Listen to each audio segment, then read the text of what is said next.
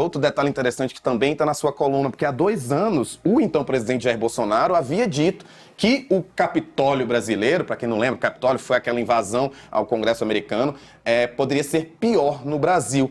Mas ontem ele se colocou numa posição de não responsabilidade. O quão essa fala de 2 anos bate agora com essa fala atual e o quão, na sua opinião, há uma responsabilização do ex-presidente Jair Bolsonaro nesses atos que a gente viu ontem? Acho que essa fala de 2 anos atrás, ela é sintomática de como que o presidente sabia que se ele trabalhasse da maneira devida, da maneira propícia a manipular os eleitores dele, ele conseguiria repetir no Brasil um Capitólio 2.0, uma invasão 2.0 do Capitólio. O Capitólio, como é chamado o Congresso americano, e em janeiro de 2021 houve a invasão por trumpistas que não reconheciam o resultado eleitoral. Ou seja, a mesma coisa. Bolsonaristas que não reconhecem o resultado eleitoral invadiram não só o Congresso, o caso brasileiro foi, do ponto de vista institucional, foi pior, a gente não teve morte, graças a Deus, nos Estados Unidos houve morte, mas do ponto de vista institucional foi pior porque entraram também no Palácio Presidencial, no Palácio Planalto e no STF. Então o Bolsonaro sabia que se ele fizesse o necessário, ele conseguiria repetir isso.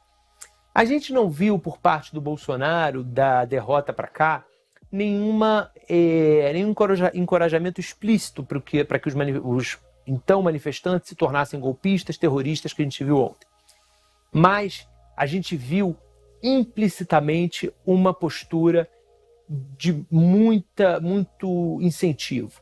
A partir do momento que o presidente, no mesmo dia da derrota, não liga para o presidente Lula, não reconhece a derrota, ele já está dando a senha para essas pessoas.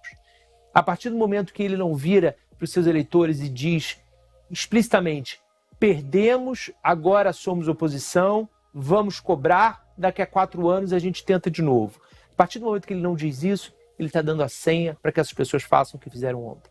A partir do momento, Rafael, que os ministros dele vão para as redes sociais e ficam, esses sim, incitando mais diretamente, não indiretamente como o Bolsonaro, mas mais diretamente, e o Bolsonaro os avaliza, o Bolsonaro também está permitindo isso. Vou citar 2 comportamentos de ministros dele, dos ministros mais importantes. Primeiro, o ministro da Casa Civil, o ex-ministro da Casa Civil, Ciro Nogueira, senador Ciro Nogueira do PP. Desde a derrota do Bolsonaro para o Lula, o Ciro Nogueira no Twitter ficava: a hora vai chegar, tic-tac. Vocês vão ver, tic-tac. O tempo inteiro incitando essas pessoas a não se desmobilizarem do quartel. Esse mesmo ministro ontem foi para as redes sociais condenar os atos. Ora, agora, depois de passar 70 dias incitando que essas pessoas fizessem isso, General Heleno, que era ministro-chefe do Gabinete de Segurança Institucional. O General Heleno, o Metrópolis noticiou bastante, o General Heleno disse que era mentira e nós demos na coluna um vídeo que mostra que mentiroso é ele, mostrando ele respondendo a uma pergunta dos golpistas que tinham ido ao Palácio Planalto, era uma manifestação, e perguntaram: o ladrão vai subir a rampa? O ladrão é como ele se refere ao presidente Lula. E o Heleno, no vídeo que a gente mostrou, responde: não. Ao fazer esse tipo de coisa, Rafael, também o Heleno está incitando esse comportamento. Isso tem um lado perverso, porque manipula essa falta de lucidez dessas pessoas, né? Mas também tem muito de planejamento. Essas pessoas, o Ciro Nogueira, o General Heleno, são responsáveis pelo dia de ontem, como o Bolsonaro é responsável pelo dia de ontem. E você viu isso até nos políticos que cercam o presidente, esse tipo de postura.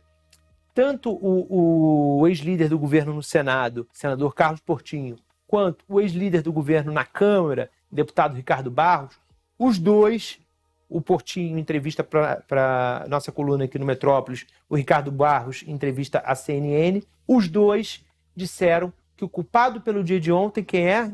Quem é o culpado pelo dia de ontem? Quem é? O Alexandre de Moraes.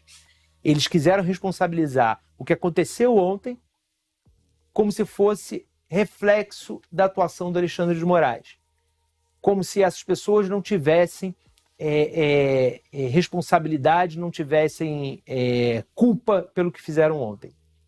Isso tudo mostra como que o bolsonarismo ele se radicalizou de tal maneira, né, que ele executou o que ele falava, né, porque o tempo inteiro o que os bolsonaristas diziam, muitos eleitores do presidente, talvez alguns estejam assistindo a gente aqui, as pessoas diziam assim, não, mas ele fala muito e não faz.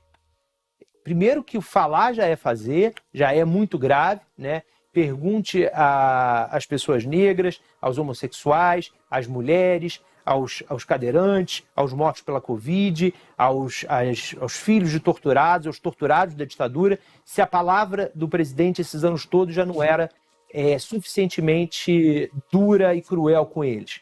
Mas não só ele ficou na palavra, como o dia de ontem foi a ação. E isso mostrou para a gente como que não é possível mais permitir o Jair Bolsonaro na vida pública. O Bolsonaro tem que ser tornado inelegível. Isso é mandatório para o bem da nossa democracia, como tem que ser tornados inelegíveis também todos aqueles que participaram, contribuíram, comemoraram, celebraram a situação de ontem.